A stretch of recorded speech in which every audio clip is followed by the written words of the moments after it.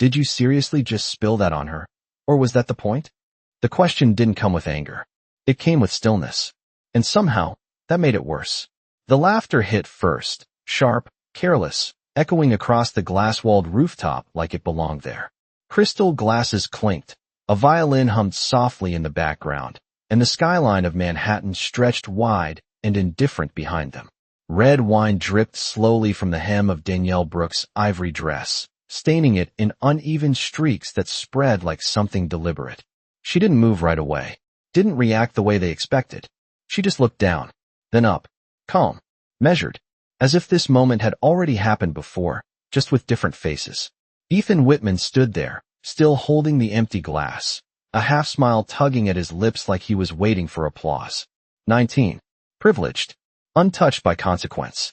Relax, his mother added from her seat, waving a manicured hand as if dismissing a minor inconvenience. It's just a dress. I'm sure she's used to cleaning things. More laughter. Softer this time. Colder.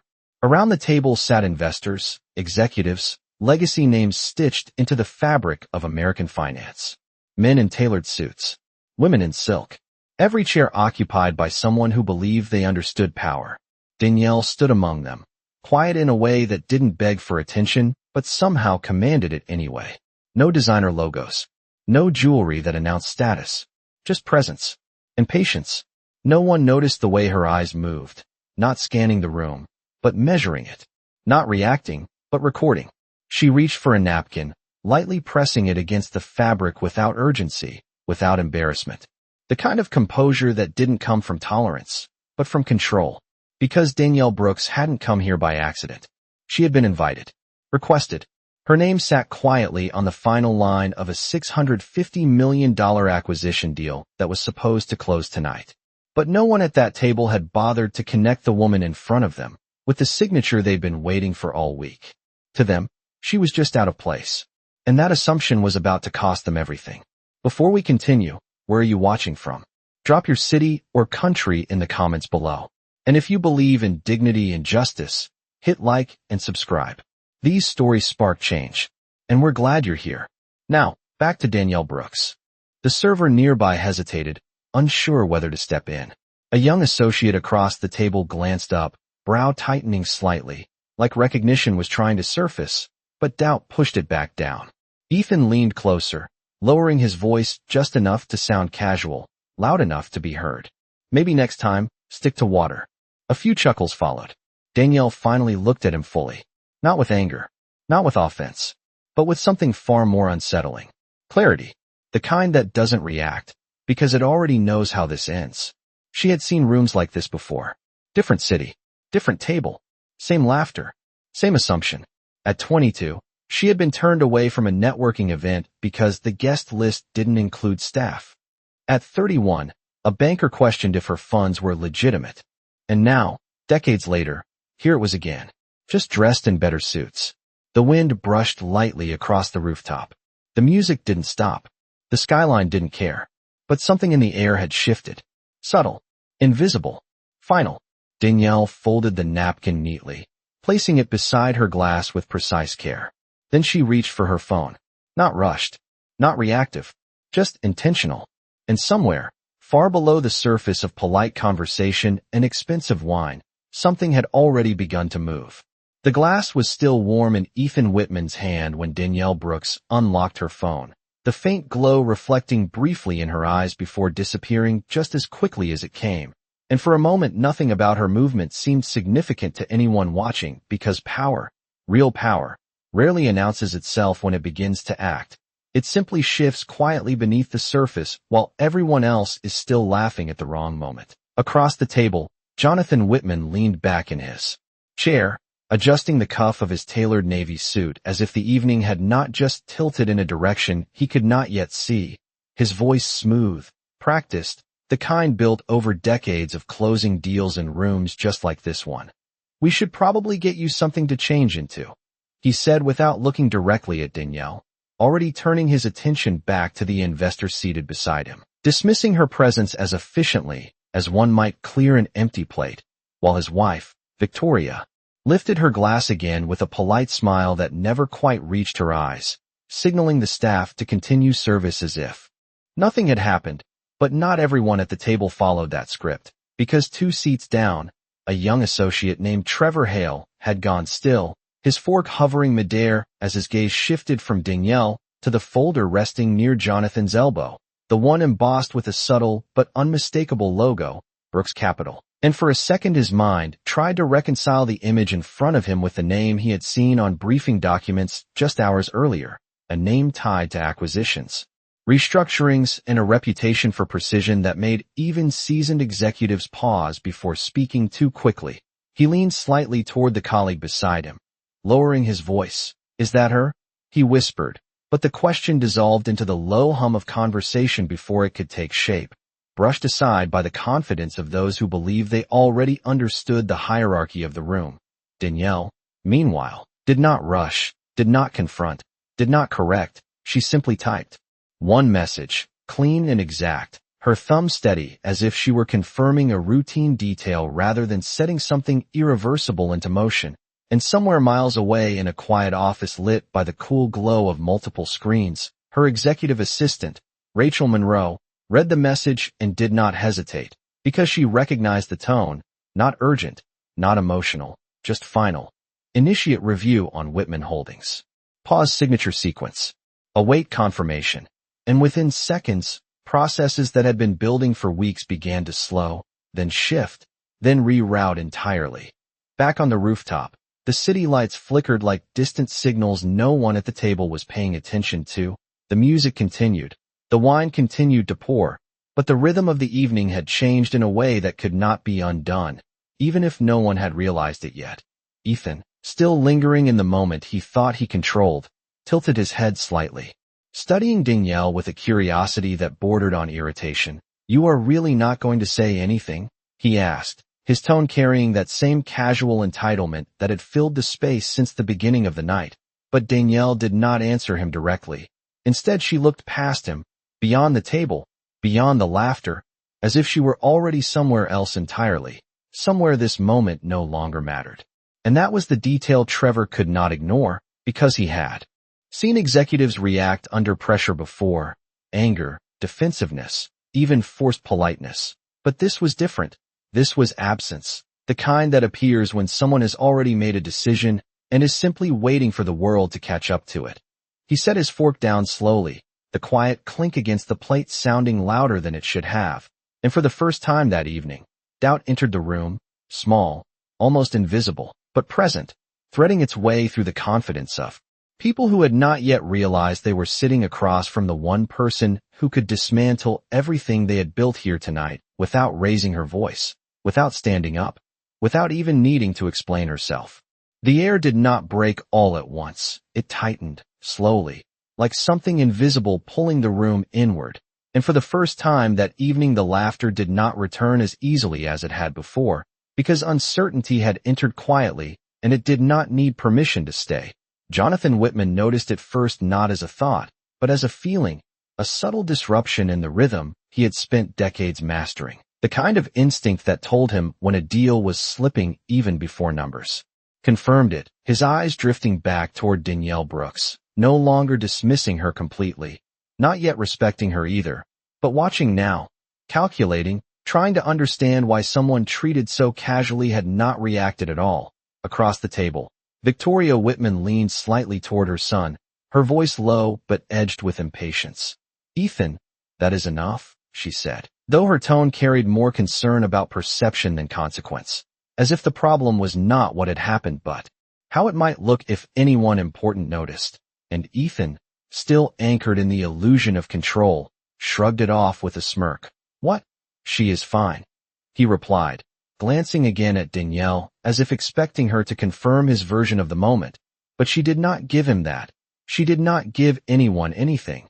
Her silence now heavier than before, no longer passive, now deliberate. Trevor Hale shifted in his seat, the weight of recognition pressing harder against his thoughts as he reached for his phone under the table, pulling up the internal briefing file he had reviewed earlier that afternoon, his thumb scrolling quickly until the name appeared again: Danielle Brooks. Chief Executive Officer, Brooks Capital, lead authority on the Whitman acquisition, and and suddenly the room around him felt smaller, tighter, like it was operating on outdated information while something critical had already changed. He looked up again, this time not with doubt, but with certainty, his voice barely above a whisper as he leaned toward the senior partner beside him. "That is her," he said. But the man beside him barely reacted, too confident in the version of reality he had already accepted. Meanwhile, Danielle's phone buzzed once against the table, soft but precise, and she glanced down for less than a second before locking the screen again. The message already understood, already processed, because somewhere else the machinery had begun to move faster now. Approvals halted, documents flagged. A deal once considered inevitable now suspended in a quiet but absolute pause. A server approached cautiously, placing a fresh glass of water near Danielle as if attempting to restore balance to something already broken. But even that small gesture carried hesitation, as though the staff could feel what the executives could not yet admit, that the center of the room had shifted and no one had adjusted accordingly. Jonathan finally leaned forward, folding his hands on the table, his tone measured but no longer dismissive. "I do not believe we have been properly introduced," he said, directing the words toward Danielle with a polite smile that came just a moment too late. The kind of correction made after realizing a mistake but before understanding its full cost, and Danielle met his gaze evenly, not hostile, not forgiving, simply present. "No," she said quietly, her voice cutting through the space not by volume but by clarity. "We have not." And in that brief exchange something settled, not resolution, not yet consequence, but the unmistakable sense that the version of events the Whitman family had been operating under was already outdated, already irrelevant, because the woman they had reduced to an afterthought had never been outside the deal at all. She had been the deal, and now, without raising her voice, without demanding attention, she was deciding what happened next. The shift did not announce itself with noise. It moved through the room like a quiet current, subtle but undeniable, and now even those who had laughed moments earlier began to feel it, that faint but growing discomfort that comes when certainty starts to crack. Jonathan Whitman straightened slightly in his chair, his posture adjusting not out of respect yet, but out of instinct, the same instinct that had guided him through boardrooms and negotiations for over 30 years, and for the first time that night, he looked at Danielle Brooks not as an interruption, but as a variable he had failed to account for. "You are with Brooks Capital?" he asked carefully, his voice controlled, each word placed with precision, but the question itself already revealing more than he intended, because it confirmed what he had not realized soon enough. Danielle did not rush to answer. She let the silence stretch just long enough for everyone else to lean into it, for every eye at the table to shift toward her, for the weight of attention to settle fully before she spoke. "I am Brooks Capital," she said, calm, direct, without emphasis. And the sentence landed heavier than anything that had been said all evening, because it did not argue. It did not explain. It simply replaced the reality they had been operating under with the one that had always been true. Trevor Hale exhaled quietly, almost imperceptibly, as if releasing a tension he had been holding since recognition first sparked, his earlier doubt now replaced with clarity, and he watched as the realization began to ripple outward, slow at first, then faster, moving from face to face like a wave no one could stop. Victoria Whitman's smile faltered, just slightly, but enough to reveal the shift beneath it, her fingers tightening around the stem of her glass as she recalculated the evening in real time, replaying every word, every glance, every moment of dismissal that now carried a cost she could not yet measure. Ethan, however, had not caught up, not fully. His expression caught somewhere between confusion and disbelief as he looked from his parents to Danielle and back again, as if waiting for someone to clarify the situation in a way that preserved his place within it. "Wait, what does that mean?" he asked, his voice no longer confident, but not yet cautious either, suspended in that dangerous space where ignorance still believes it can recover. Danielle turned her gaze toward him, steady, unhurried, and in that moment the room seemed to narrow, the skyline fading into the background, the music losing its presence, because attention had finally aligned with reality. "It means," she said evenly, "that every conversation at this table tonight was waiting on my decision." And there was no anger in her tone, No need for it, because the truth itself carried enough weight to settle the room into silence. A phone vibrated near Jonathan's hand, then another further down the table, then a third, each one brief but sharp, like signals arriving too late to be ignored. And Jonathan's eyes dropped to the screen in front of him, his expression tightening as he read, not fully reacting yet, but no longer in control of the pace of the evening. Across the table, a senior investor leaned toward his device, his brow furrowing as he refreshed his email, the same message appearing, the same language, neutral but decisive, indicating a pause, a review, a shift in status that no one had anticipated. And Danielle remained still through all of it, not watching their reactions closely, not searching for regret or apology, because she had already moved beyond that point, the decision already made, the process already in motion, and now the room was simply catching up to something she had set into place minutes ago, quietly, precisely, without spectacle, because real power did not need to announce itself loudly. It only needed to be recognized when it was too late to reverse. Jonathan Whitman did not look up right away, his eyes fixed on the screen as if reading the same line over and over might change what it meant, but the message did not shift. It remained clear, controlled, and final. Signature sequence paused pending executive review. And beneath it, a second line appeared seconds later, shorter, sharper. All pending agreements under Brooks Capital Authority temporarily suspended. And for the first time in years, Jonathan felt something unfamiliar press against his chest. Not panic, not yet, but the early structure of it forming quietly. Victoria leaned closer, her voice lowered but edged now with urgency she could not fully hide. "What does that mean?" she asked, her earlier composure slipping just enough to reveal the calculation beneath it. But Jonathan did not answer immediately because he already understood the implication, even if he was not ready to say it out loud, because saying it would make it real in a way that could not be negotiated. Across the table, more phones lit up, more screens reflected in widening eyes, and the rhythm of the evening finally broke completely. Conversation dissolving into fragmented whispers, side glances, and the subtle but unmistakable shift of people reassessing their positions in real time. Ethan looked around, confusion now fully replacing confidence. His earlier smirk gone as he tried to piece together what had changed without understanding that everything had changed the moment Danielle chose not to react. "This is not a big deal, right?" he said, directing the question toward his father.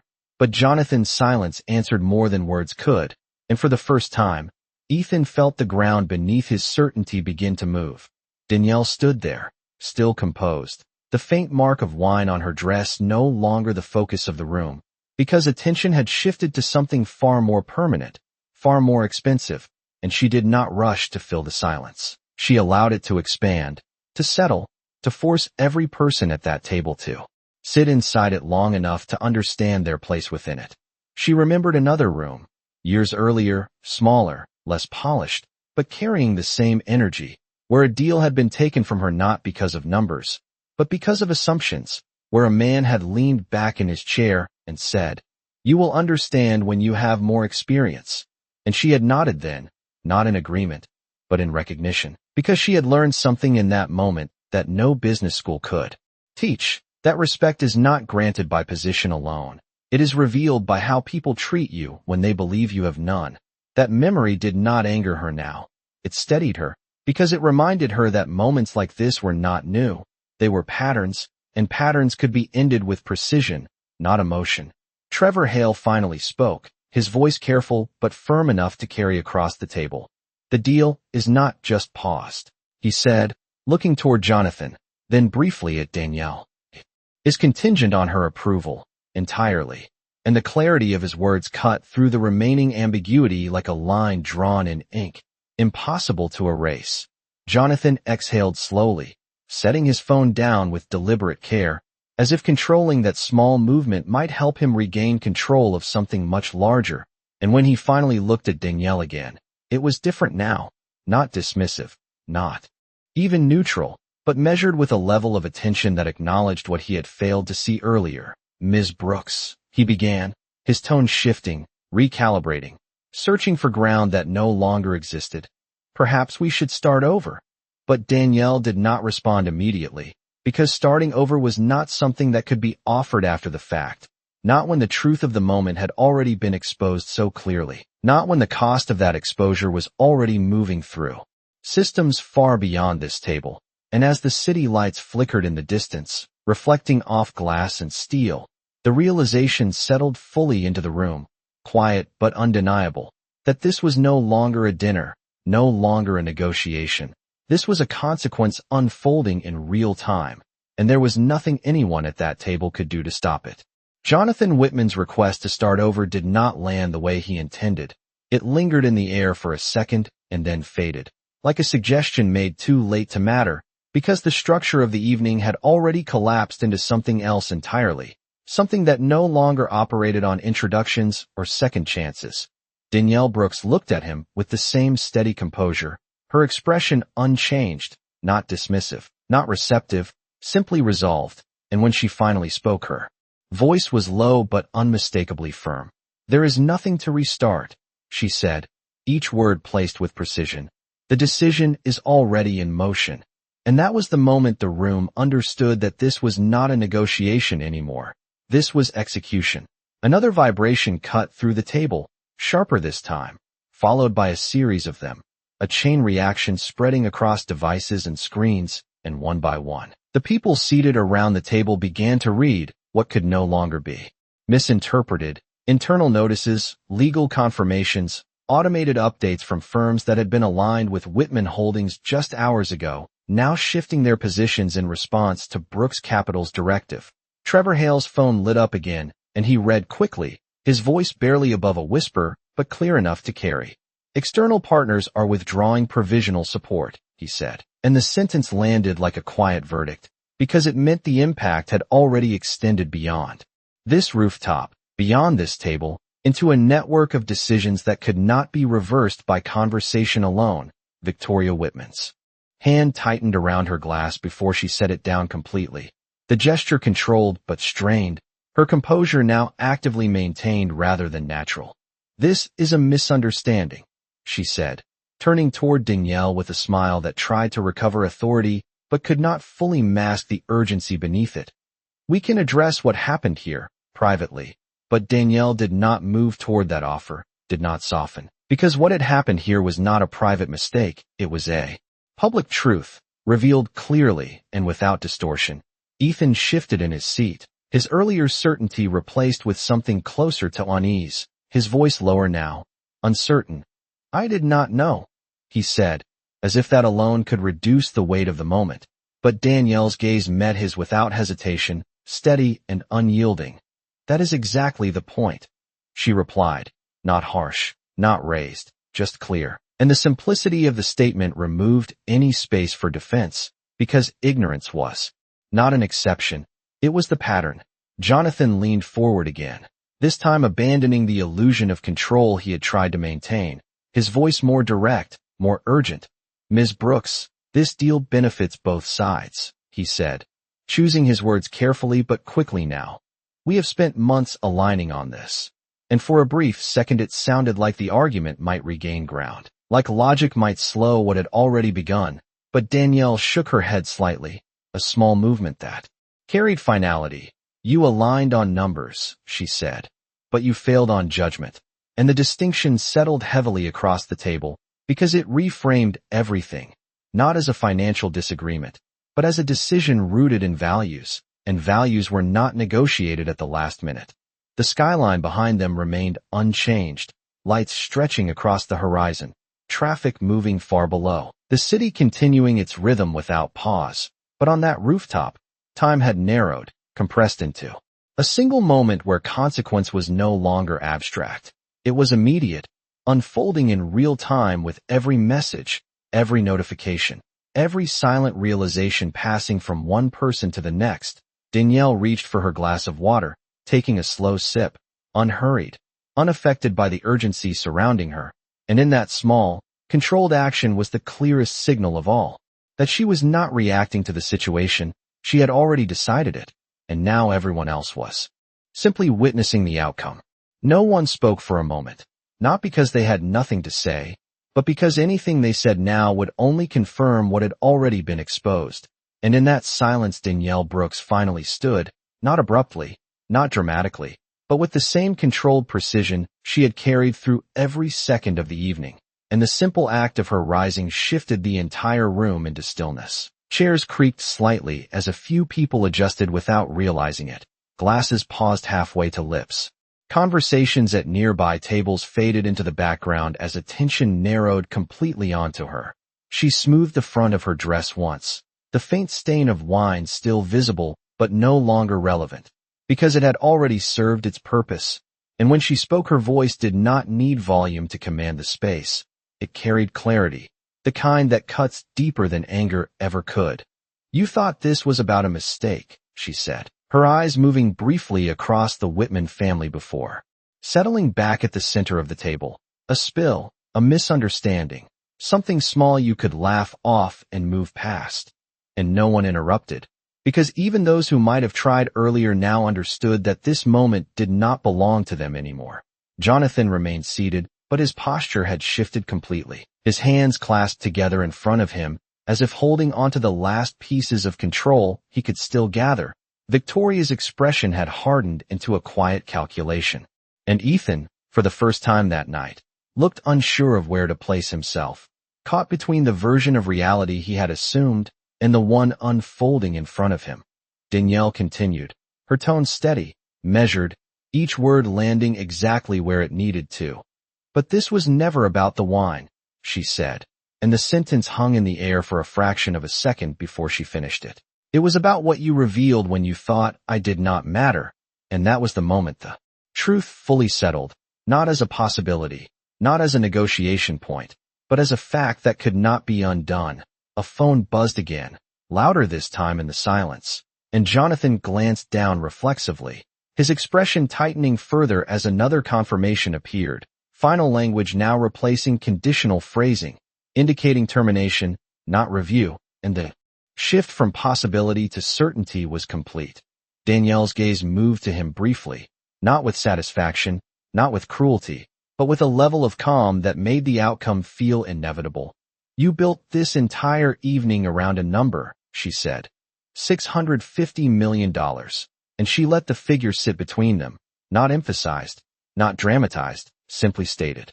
"But you forgot that numbers do not decide outcomes, people do." And the distinction landed harder than any raised voice could have, because it reframed the loss not as financial, but as human, as a failure of judgment that no negotiation could repair. Ethan opened his mouth slightly, as if to respond, to explain, to correct, but nothing came out, because there was nothing left that could shift the direction of what had already been set in motion, and Danielle did not wait for him to try.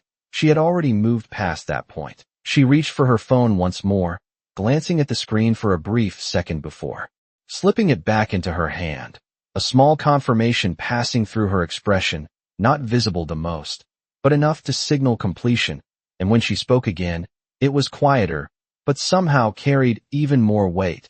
"The deal is not paused," she said, looking directly at Jonathan now. "It is canceled." And the word did not echo. It did not need to, because it settled into the room with finality, closing every door that had been opened just minutes before, and in that instant, the power dynamic that had defined the beginning of the night was gone completely, replaced by something far simpler and far more absolute: consequence. The word canceled did not echo. It settled, heavy and final, like something the room could not absorb all at once.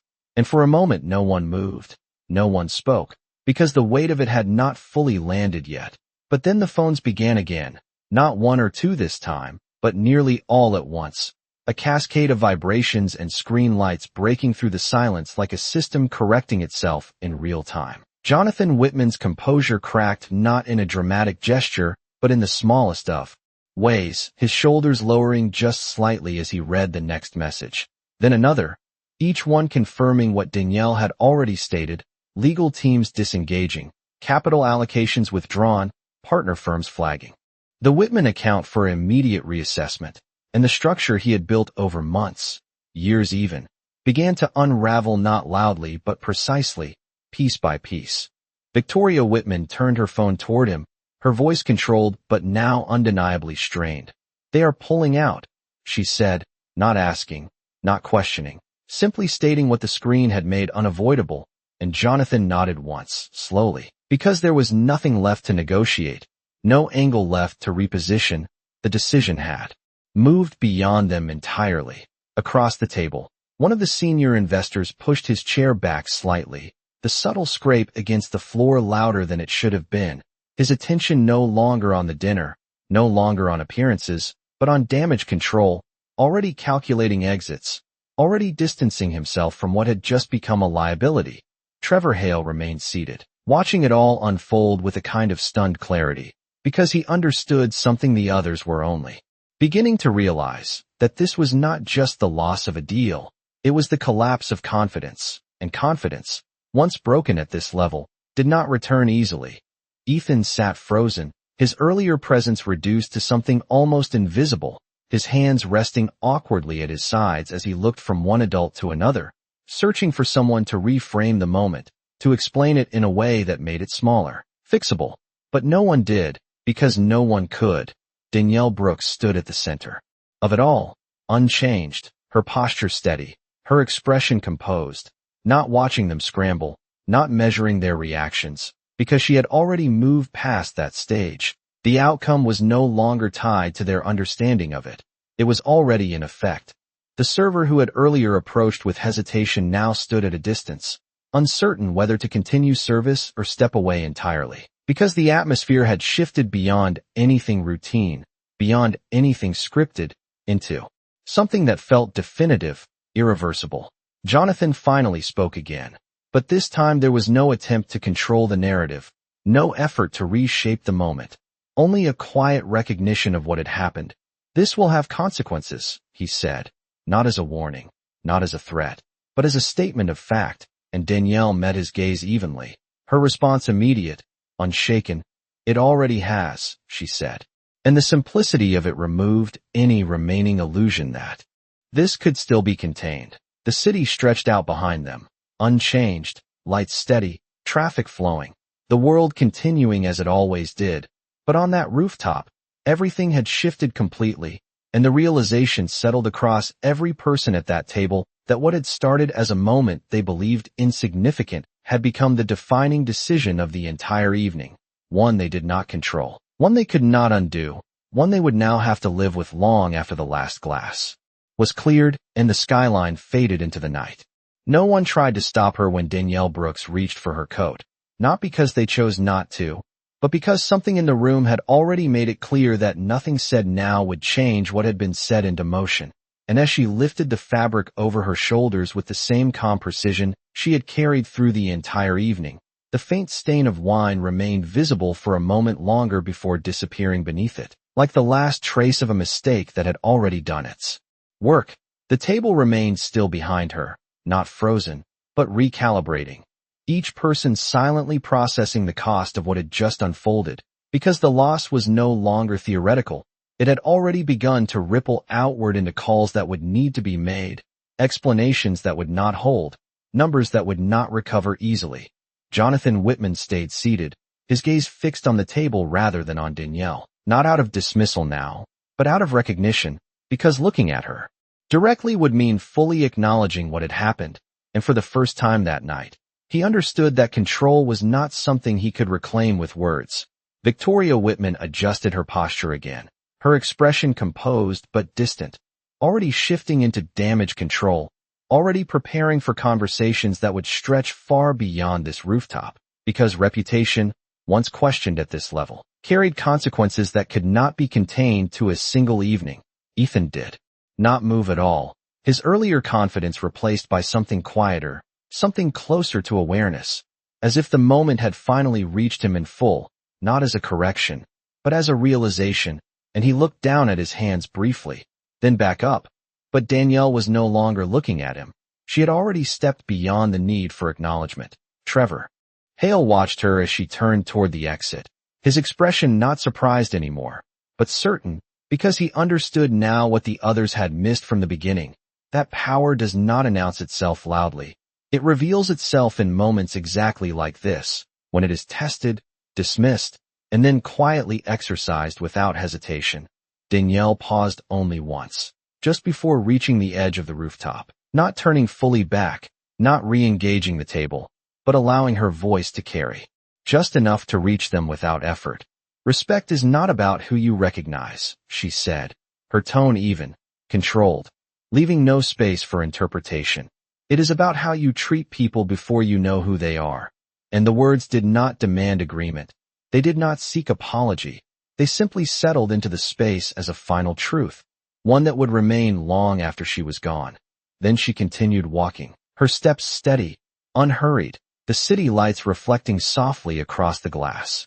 As the door opened and closed behind her, separating the world she had just corrected from the one that continued waiting for her outside, the rooftop remained, the table remained, the skyline unchanged, but the balance of everything that had defined that evening was gone, replaced by a silence that no one tried to break, because there was nothing left to argue, nothing left to reframe, only the clear, irreversible understanding that what had been revealed in a single careless moment had carried more weight than any contract they had come there to sign.